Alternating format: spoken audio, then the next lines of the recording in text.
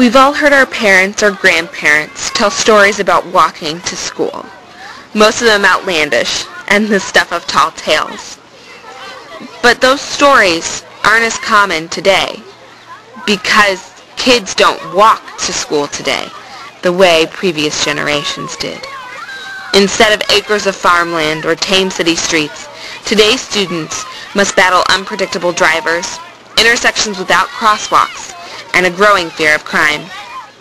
But several organizations in Chicago have created programs to battle those problems and get more kids walking and biking to school.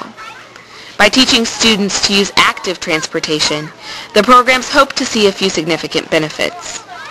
There's hope it will battle the obesity epidemic among Chicago's children. And many people say that getting more people onto the streets will actually slow drivers down and make it more difficult to commit crimes. The walking school bus is one of those programs. The Logan Square neighborhood in Chicago has a particularly successful walking school bus. In its 2 years, there are now 5 parents leading school buses of 4 to 13 kids.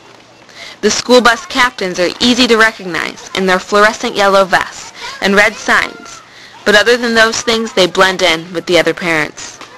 The difference is that the school bus captains aren't walking the kids to a car.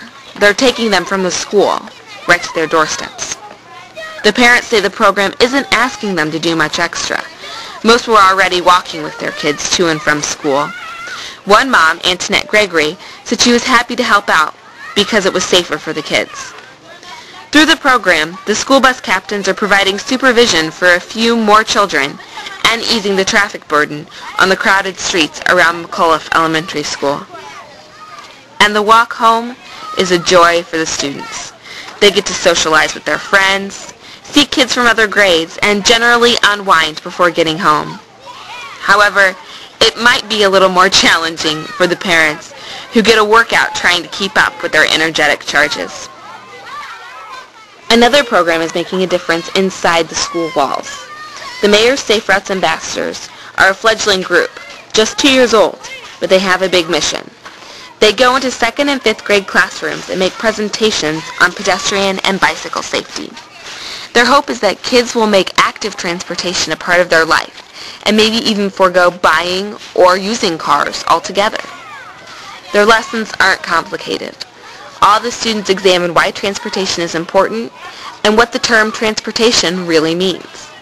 The 1st graders go over which way to look when crossing the street, and everyone has to show that they know which way is left. The 5th graders cover the proper way to wear a helmet and review how to signal turns on a bicycle. They even have a little fun mimicking a robot dance when the stop sign comes up. Their enthusiasm is evident in the class's high participation. Throughout the presentation, hands flail and volunteers are abundant.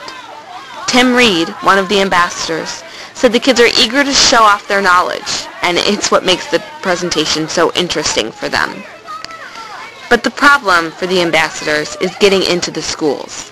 They solicit individual principals with phone calls and faxes, always emphasizing the free nature of the program, but say that they are often rejected. Whether it's state testing or a lack of time, most schools find it hard to incorporate the program into their daily routine.